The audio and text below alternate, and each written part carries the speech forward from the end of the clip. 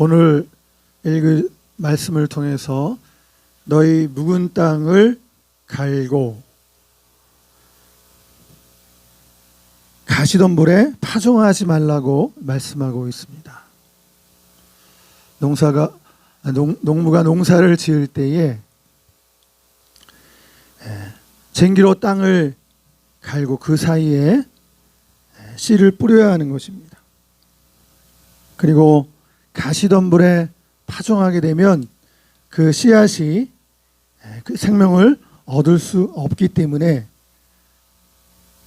우리가 씨를 뿌릴 때에 묵은 땅을 갈고 가시덤불에 파종하지 말 것을 오늘 성경 말씀을 통해서 우리에게 보여주고 있습니다.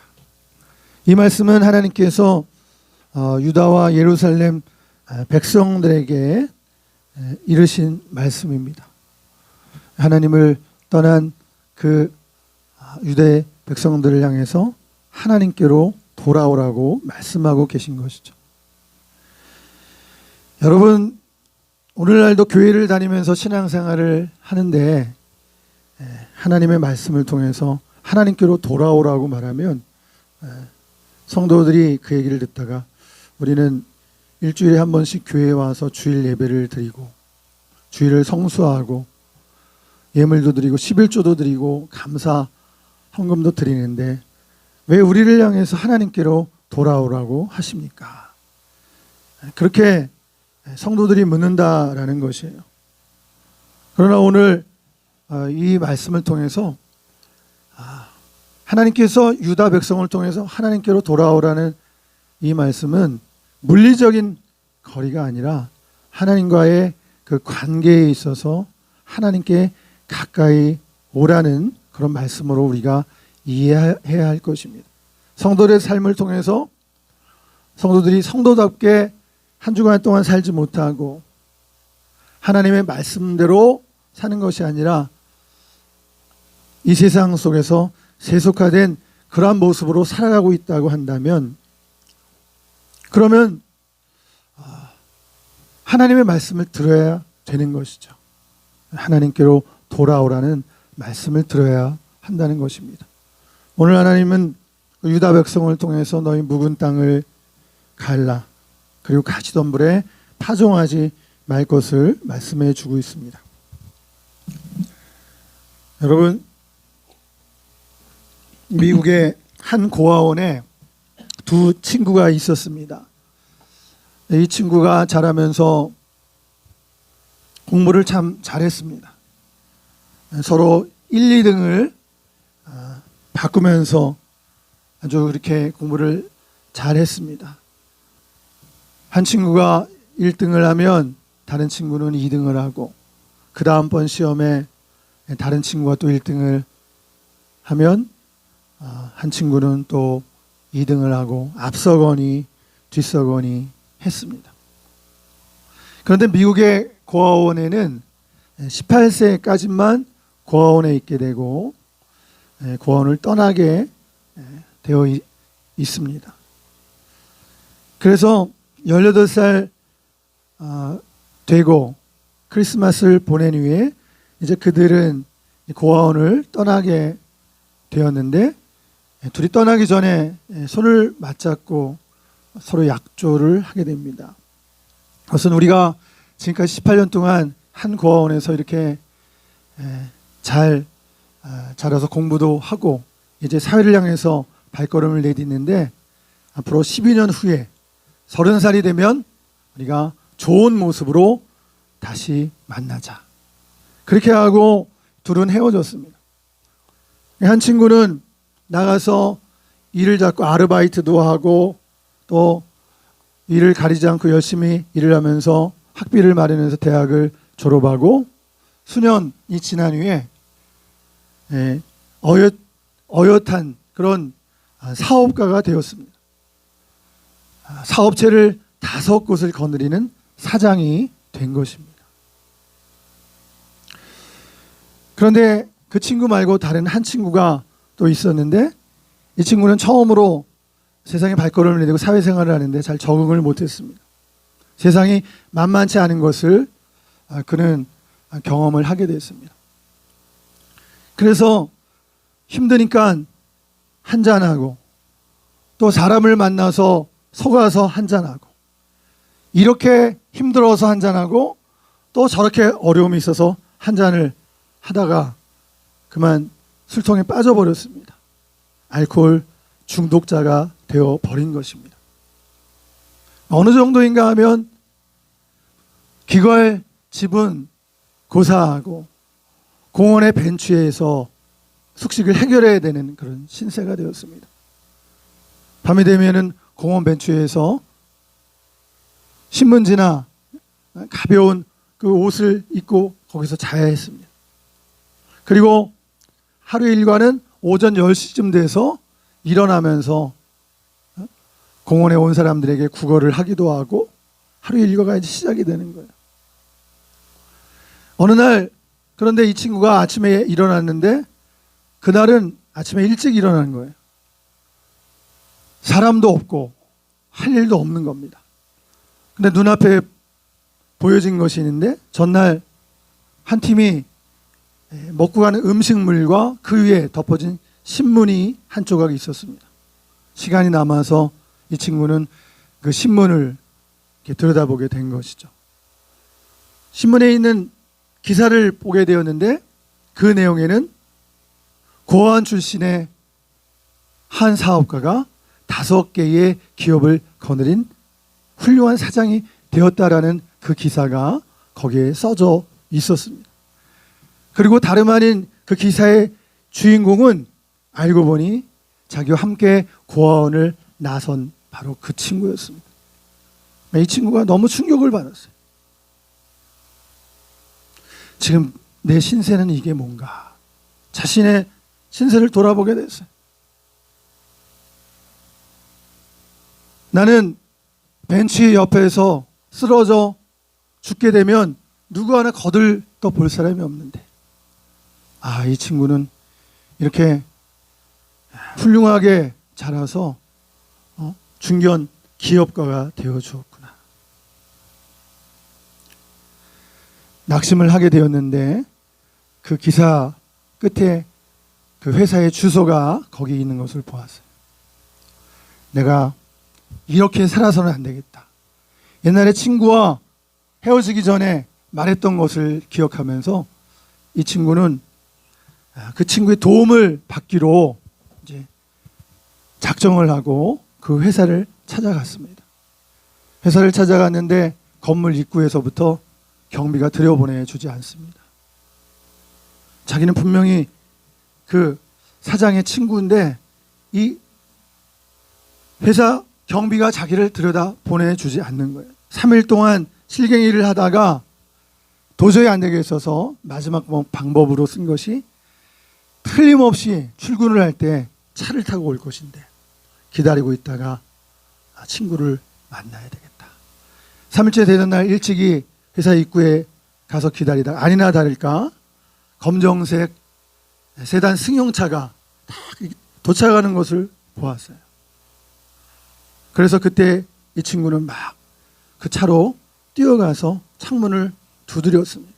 근데 그 모습을 보자마자 또 이 회사의 경비가 뛰어와서는 저 사람이 또 미친 사람처럼 저 짓을 한다 이렇게 생각하고 그 사람을 떼놓고는 막 말리는 거예요. 근데 저 안에 내 친구가 있다 소리를 막 이렇게 치는데 그 운전기사가 그 장면을 이렇게 지켜보다가 뒤에 앉아있던 친구가 밖에서 무슨 일이 일어나고 있는지 알아보라고 그랬어요. 그래서 나와서 보니까는 이 회사의 사장이 내 친구인데 저 뒤에 앉아있는 친구가 바로 내 친구다. 그 사장이 내 친구다. 그 말을 한 거예요. 실제로 이 친구는 거울을 통해서 창문을 통해서 들어보니까 그 앉아있는 친구가 자기 친구가 맞는 거예요.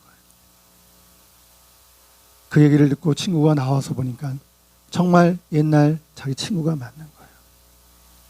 둘이는 반가워서 사장 사무실로 함께 올라갔습니다. 그래서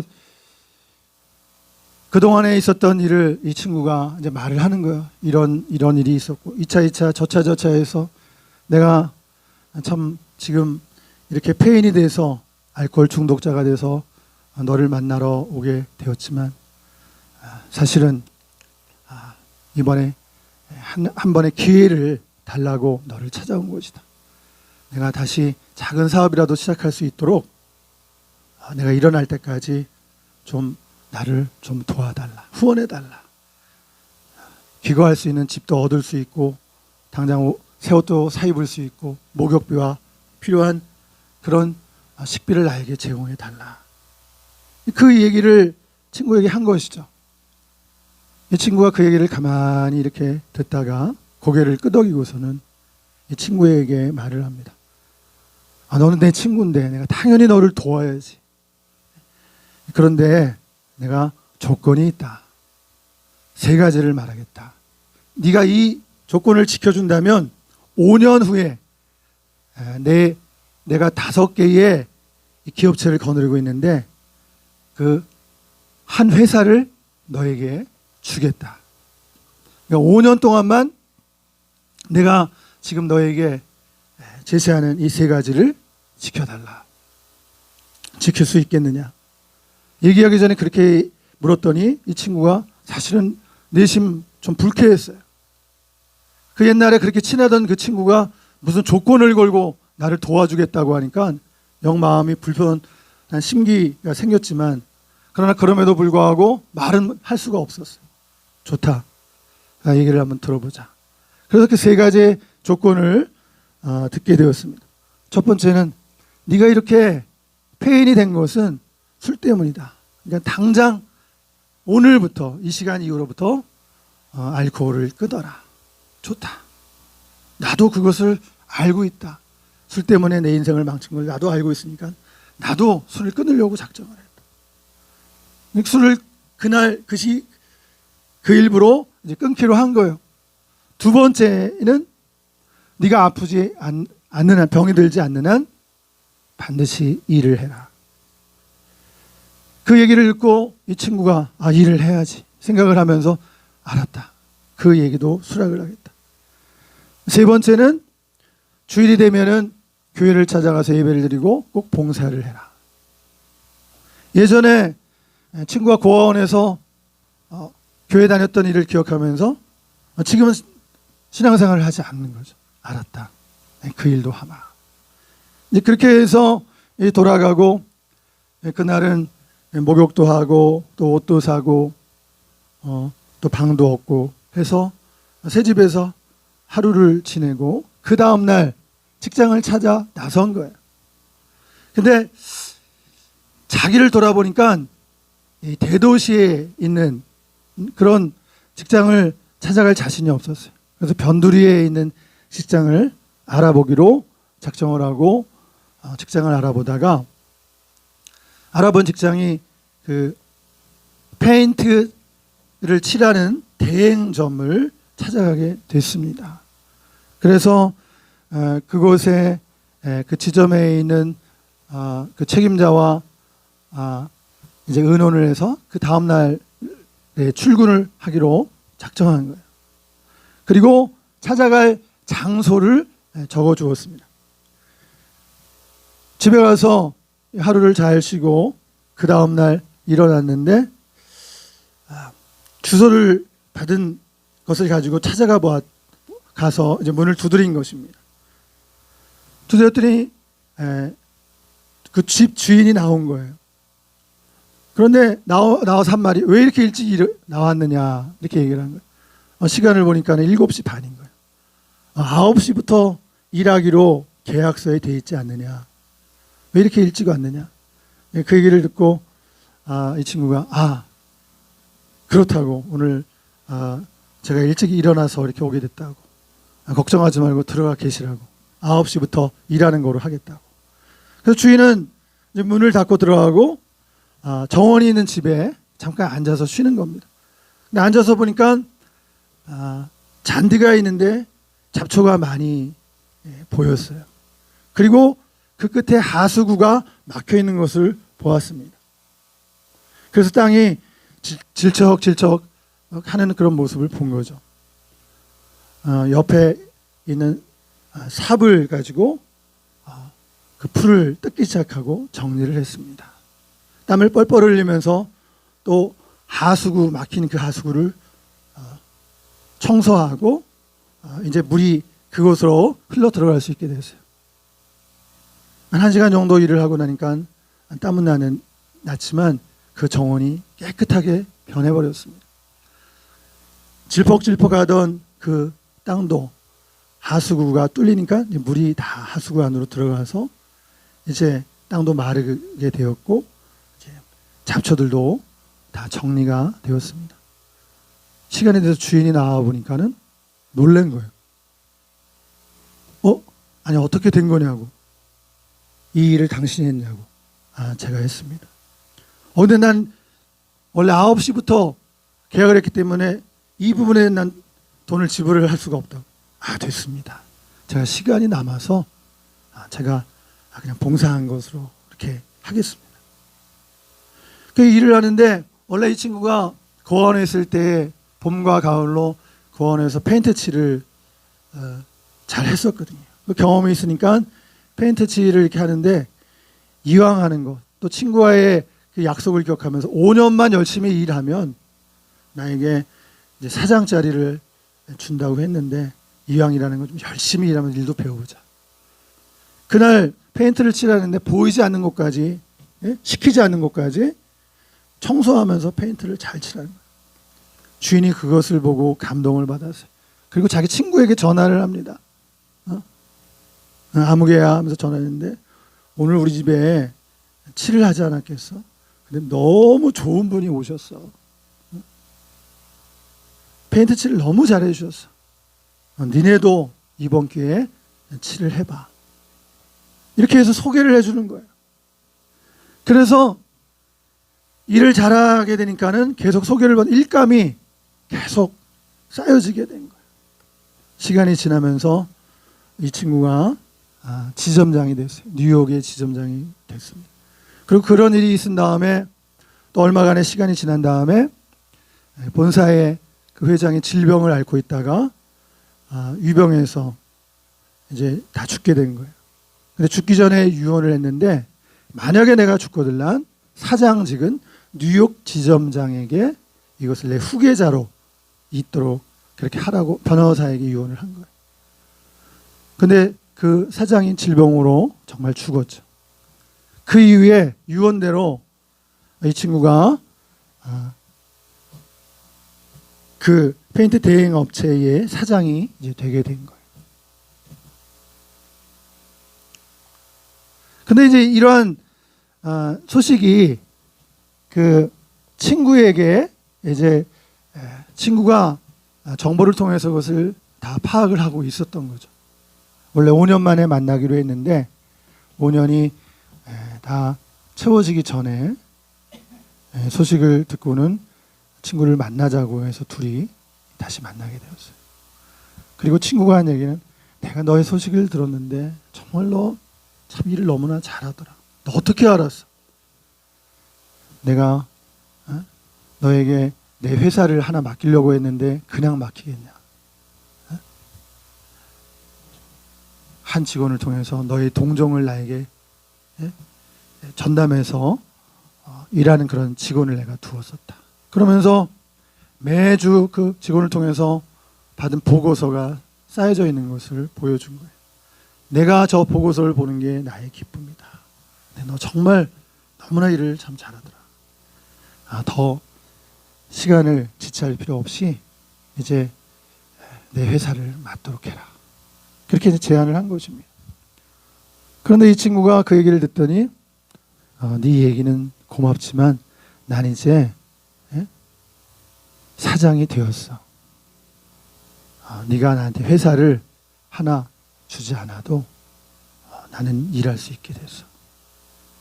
그렇게 이제 얘기가 됐고 시간이 지나서 그 두 회사가 서로 합병을 하게 됐어요.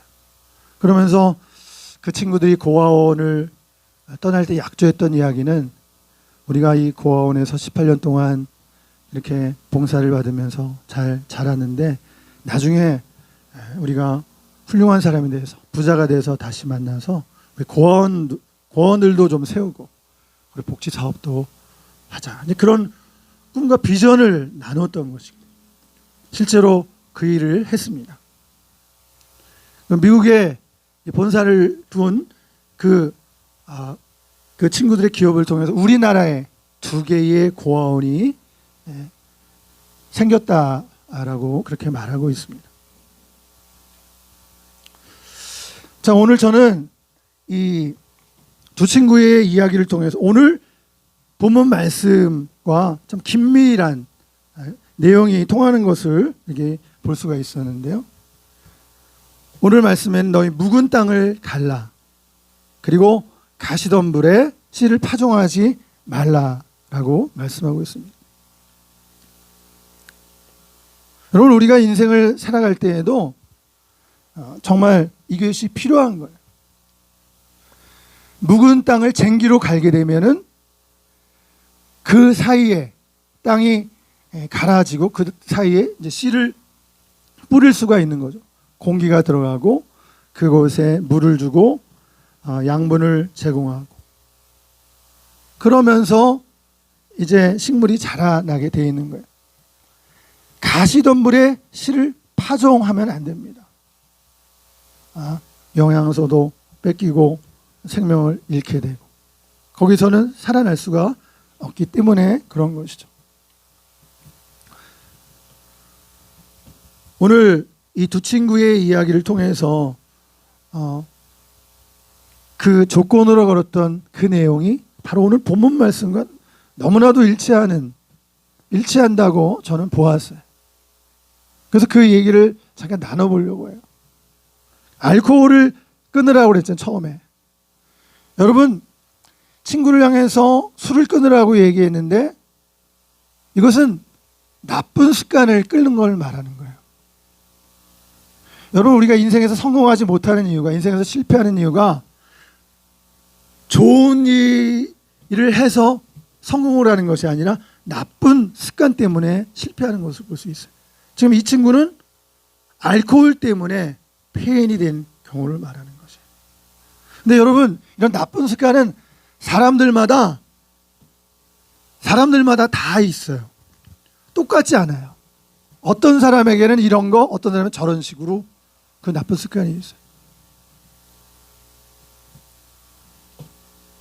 그 나쁜 습관 중에 대표적인 거 하나는 화를 내는 거예요. 근데 이 화를 잘 내는 사람들이 그런 말을 해요. 나는 뒤끝이 없다. 근데 본인은 그렇게 말하지만 주변의 사람들은 그를 인정하지 않습니다. 여러분, 9가지를 잘하는데 그 한 가지를 고치지 못하면 관계에서 정상적인 구성원, 공동체 구성원으로 살아갈 수가 없어요. 사람들이 인정해 주지 않습니다.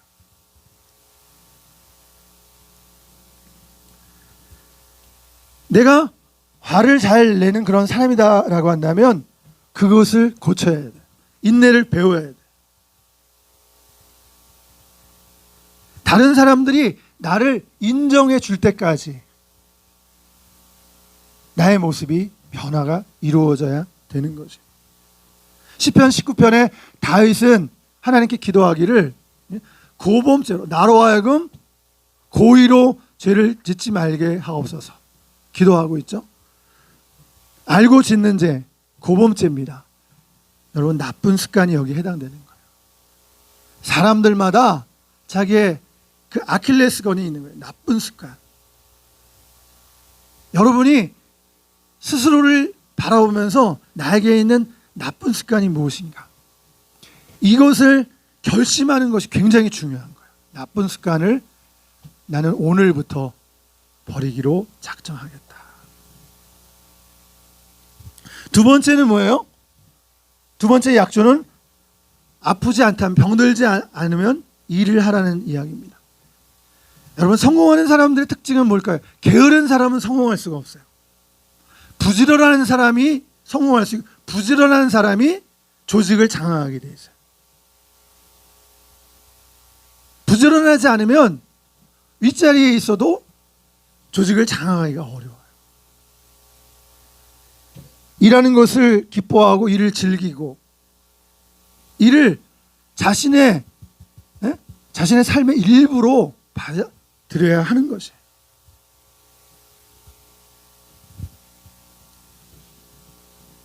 그러니까 게으름이 실패의 원인이 될 수가 있는 것입니다.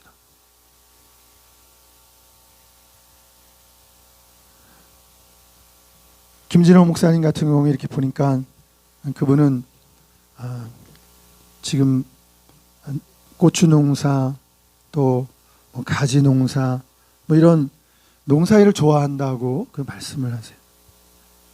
그분은 농사를 지으면 마음이 깨끗해진다는 고백을 합니다. 이 마음이 정리가 된다는 거예요. 그리고 논일 밭일을 하면서 하나님께 기도한다고 합니다. 하나님, 저의 기도 제목이 있습니다. 제 기도 들어주세요. 친한 친구에게 속삭이듯이 부모님과 이렇게 사귐을 갖고 말씀을 드리듯이 하나님께 그런 기도를 드린대요. 그럼 하나님께서 그 기도를 들으시고 또 응답해 주시고 또 축복해 주신다는 그러한 고백을 얘기하는 것을 이렇게 듣게 됩니다. 여러분, 우리가 일하는 것, 하나님께서 하나님의 이 나라를 위해서 이사야서에 이렇게 보니까 쉬지 않고 일하시는 하나님도 열정이 있으신 거예요. 그로 하여금 쉬지 못하시도록 하게 하라. 그렇게 기도하라는 거예요. 하나님으로 쉬지 못하시도록 기도하라는 거예요. 여러분, 우리 삶의 자리에서 여러분들도 땀 흘리는 게 참 이것이 축복이 된다는 사실을 꼭 기억해야 합니다. 현대인이 땀을 흘리지 않는 게 질병의 원인이 되는 거예요. 목표를 가지고 그 목표를 이루기 위해서 노력하고 수고하고 열심히 일하는 그런 사람의 모습이 사실 젊은 사람들의 큰 매력이 될 수가 있는 것이에요. 그 일들을 통해서 때로는 실패를 하기도 하고 어려운 일을 겪을 수도 있습니다. 그러나 그것은 크게 볼 때 그 인생이 큰 자산이 되는 거예요. 엄청난 자산이 되는 거예요. 오늘 이 친구들이 약조했던 두 번째의 그 조건은 병들지 않으면 일을 하라는 이 이야기였습니다. 세 번째는 무엇입니까? 주일에는 교회 가서 예배를 드리고 봉사하라는 약조를 했습니다. 이 이야기는 무엇을 말하는 것일까요? 이것은 하나님을 섬기고 하나님을 믿고 의지할 것을 말하는 것입니다. 우리 믿음을 가진 주의 백성들도 하나님을 바라보며 살아야 되잖아요. 찬송가 488장에 보니까 이 몸의 소망 무엇인가? 우리 주 예수뿐일세. 우리 주 예수밖에는 믿으리 아무도 없도다. 여러분, 우리가 이 세상에서 바라봐야 될 그 방향, 어디를 바라봐야 되겠어요? 여러분, 우리가 하나님을 바라봐야 됩니다. 이 변화무쌍한 이 세상 속에서 하나님을 바라보고 하나님의 말씀에 귀해야 돼요. 그 하나님의 말씀을 통해서 주의 말씀은 내 발의 등이요 내 길에 빛이 된다라고 말씀하고 있잖아요. 우리의 삶을 이끌어주기 때문인 것입니다. 하나님을 의지하고 살아가는 그런 인생. 사실은 사업을 해서 잘 될 때 사람들은 흔히 생각하기를 자기가 능력이 있어서 사업을 잘하는 거로 착각을 하는 거죠. 그러나 생각해 보십시오. 능력이 있어서 사업을 잘하는 게 아니에요. 하나님이 함께 주셨기 때문에, 하나님께서 복을 주셨기 때문에 사업이 잘 된 거예요. 여러분, 저는 이 얘기를 역대기 24장 25장에 있는 말씀을 통해서 그 유다 열왕을 소개하는 것을 통해서 이 얘기를 잠깐 소개하려고 합니다. 그 유다의 왕 중에 아마샤와 이제 우시아가 있습니다. 유대의 왕 중에 대표적인 왕은 이제 다윗 왕이잖아요. 다윗 왕은 하나님 앞에 정직한 길로 행했던 성군이요 칭찬되는 하나님의 왕이었습니다. 그런데 이 아마샤나 우시아 같은 이런 왕의 이름은 사실 여러분들의 귀에 익숙하지 않을 수도 있습니다. 그 유명한 왕이 아니기 때문에 그렇죠. 근데 성경에 보게 되면 아마샤에 대해서 소개하기를 그는 정직하게 행하기는 하였지만 온전한 마음으로 행하지는 아니했다. 이렇게 평가를 해주고 있습니다. 그의 그 아마샤의 그 정치 초기에는 하나님을 잘 경외하는 그런 모습을 보여준 것을 볼 수 있습니다. 그 아마샤가 이제 그 적 에서의 자손인 에돔을 치러 가는데 아마샤가 에돔을 치러 가는데 이스라엘 용병을 은 100달란트를 주고 10만 명을 사왔어요. 그 이스라엘 용병들을 데리고 에돔의 전쟁에 가려고 했던 것이죠. 근데 그때 유다의 하나님의 사람 선지자가 나타나서 말합니다.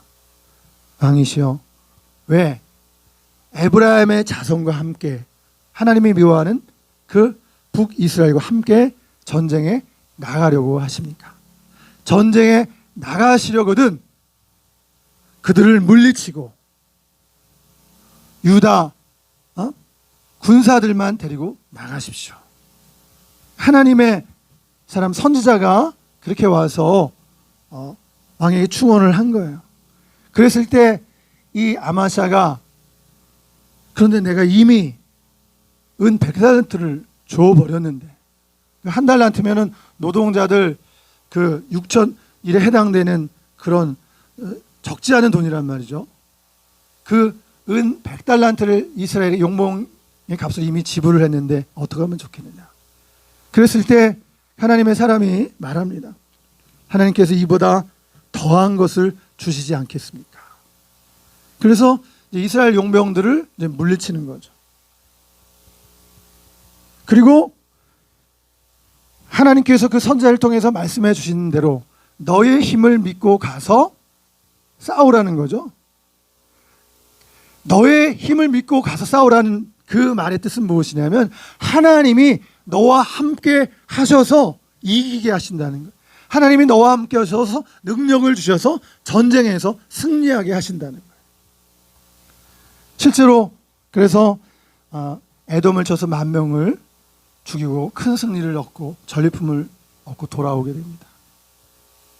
그래서 아마샤 시대의 그 후대의 태평성대를 구가하게 되죠. 근데 에돔과의 승리 이후에 이 아마샤가 그 에돔의 우상을 갖고 와서 음란히 섬기는 거예요. 그래서 이 선지자가 나와서 또 책망을 하는 거죠.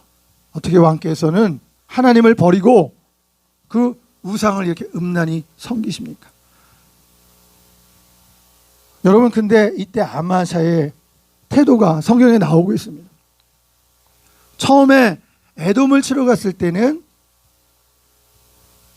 그 선지자의 말을 듣고 은 100달란트를 손해보더라도 하나님이 더 많은 곳으로 왕에게 주시지 않겠네. 그 말을 듣고 에돔과의 전쟁에서 승리했어요. 근데 이번에는 우상 숭배하는 왕을 책망했을 때 이 아마샤가 그 동일한 하나님의 선지자에게 화를 내고 내가 너를 언제 나의 모사로 삼았느냐. 그러면서 쫓아내는 거예요. 그리고 이 아마샤가 북쪽 이스라엘과 전쟁을 일으키게 되는데 그 전쟁을 통해서 북이스라엘의 왕이었던 요시아가 그렇게 남유다를 무시하는 거죠. 그 가시나무 같은 네가 어떻게 백향목 같은 우리를 넘볼 수가 있느냐. 실제로 그 전쟁에서 아마샤는 남유다는 전쟁에서 패배를 하게 되었습니다. 그리고 포로로 잡혀가는 거예요.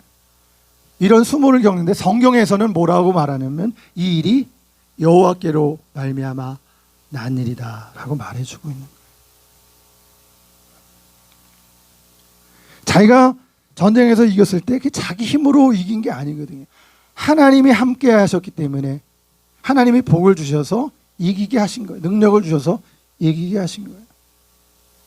근데 이렇게 좋은 일이 있고 난 다음에 태평성대를 구가했을 때 교만해져서 우상 숭배를 했던 아마샤의 모습을 볼 수 있습니다.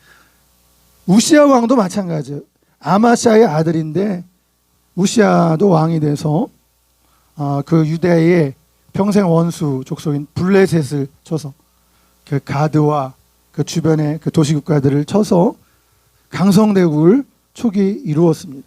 근데 성경은 말씀하기를 곧 교만해져서 성전에 올라가서 그 제사장들이 분향을 해야 되는데 성전에 올라가 분향하다가 그것을 이제 아사랴 제사장이 그것을 제지하게 되죠. 그런데 제지하는데 사실은 화를 내다가 그 순간에 나병에 걸리게 된 것입니다. 결국 이 우시아 왕은 그 이후 나병에 걸려서 별궁에서 살다가 죽게 되었는데 다윗 성에 근데 왕의 묘실에 모시지 못했어요. 부정하다는 의미도 있고 그가 포악한 왕의 모습을 가졌기 때문에 왕의 묘실 그 곁에 묻었다고 성경은 말씀하고 있는 것입니다. 여러분, 우리 하나님의 사람들이 참 정말 주의 깊게 생각해야 될 것이 있는데요. 그것은 바로 겸손입니다. 일이 잘 될 때, 하나님의 백성이 잘 될 때 교만해지는 것. 이것이 하나님의 백성들의 입장에서도 경계해야 될 일인 것이에요. 일이 잘 될 때 내가 능력이 있어서 일이 잘 된 게 아니라는 걸 알아야 돼요. 하나님이 함께 해주시고 하나님이 능력을 주시고 하나님이 복 주셔서 일이 잘 됐다는 사실을 우리는 알아야 돼요. 여기 뭐라고 써져 있습니까? 뭐라고 써져 있어요? 여기 뭐라고 써져 있습니까? 여기 공사 중이라고 써 있어요. 맞습니까? 예. 여러분, 우리가 이 말을 꼭 기억했으면 좋겠어요. 사람들은 자기 일이 잘 될 때 자기 신분을 잃어버리고 삽니다.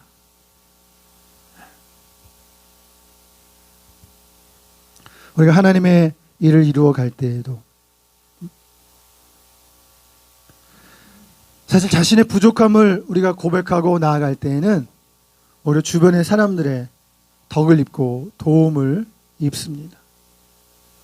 그러나 교만해져서 자기가 능력 있다고 생각하고 자기 힘으로 일을 이루었다고 생각하면 주변의 사람들로부터 외면을 당하고 사람들은 그를 떠나게 되는 것이에요.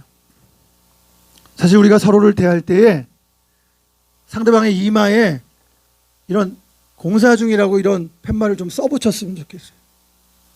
그럼 우리가 그것을 보고 실수하지 않게 될 거예요. 그리고 사람들은 어떻습니까?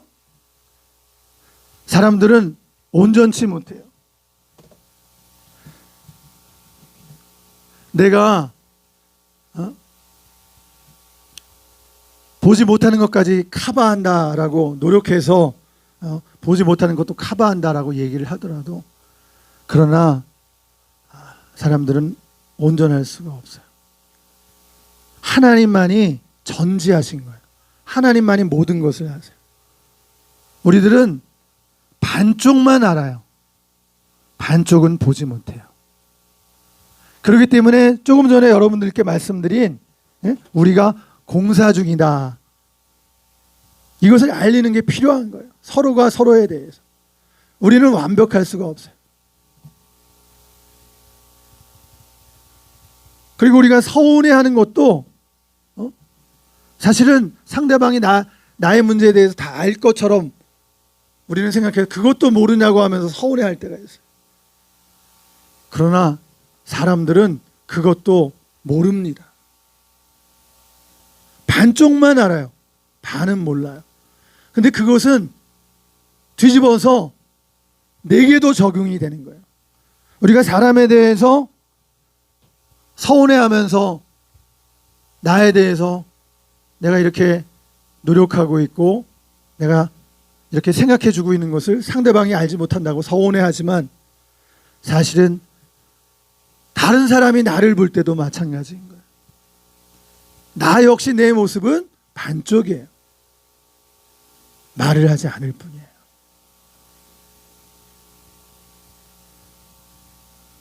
그러므로 오늘 우리가 이렇게 대인관계를 이뤄가고 사람들을 대할 때에 겸손한 태도가 중요한 거예요.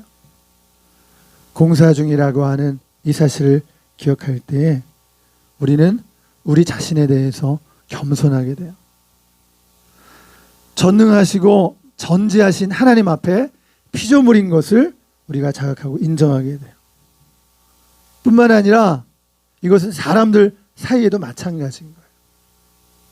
사람들 사이에서도 나는 반밖에 보지 못하는 사람입니다. 내게는 결함이 있습니다. 여러분 기억해야 돼요. 지금 이 순간에 앞으로 여러분들이 잘 될 때에 우리 속담에도 개구리 올챙이적 시절을 기억하지 못한다라고 했는데 우리는 공사 중이라는 말을 기억할 필요가 있어요. 어떤 자리에서도 겸손한 마음으로 인자를 사랑하고 공의를 행하는 사람이 돼야 돼요. 하나님과 동행하는 사람이 되기를 바랍니다. 오늘 말씀을 통해서 하나님께서는 너희 묵은 땅을 갈라 가시덤불에 파종하지 말라고 말씀하십니다. 기도하겠습니다. 좋으신 하나님 아버지 감사를 드립니다. 오늘 말씀을 통해서 우리 자신의 모습을 돌아보면서 내 안에 묵은 땅이 무엇인지 돌아보는 기회가 되기를 원합니다. 화를 잘 내는 그러한 모습이 있다고 한다면 하나님 나의 그러한 성정을 성령님에 의해서 하나님 통제받는 우리의 모습이 되기 원합니다. 게으름 속에 머물러 있다고 한다면 부지런함으로 열심을 품고 주님을 섬기고 주님께서 맡겨진 일에 최선을 다해서 그 일을 통해서 인정받는 사람이 되기 원합니다. 그리고 무엇보다도 하나님을 인정하고 하나님 일이 잘 됐을 때 우리의 능력으로 잘 된 것이 아니라 하나님이 함께해 주셨기 때문에 잘 된 것이고 하나님이 복을 주셨기 때문에 잘 된 것이고 하나님이 능력을 주셨기 때문에 잘 된 것이라는 사실을 기억하고 늘 겸손함으로 주님의 일을 이루어가는 주님의 종들이 다 되게 하여 주시옵기를 우리 구주 예수님의 이름으로 기도하옵나이다. 아멘.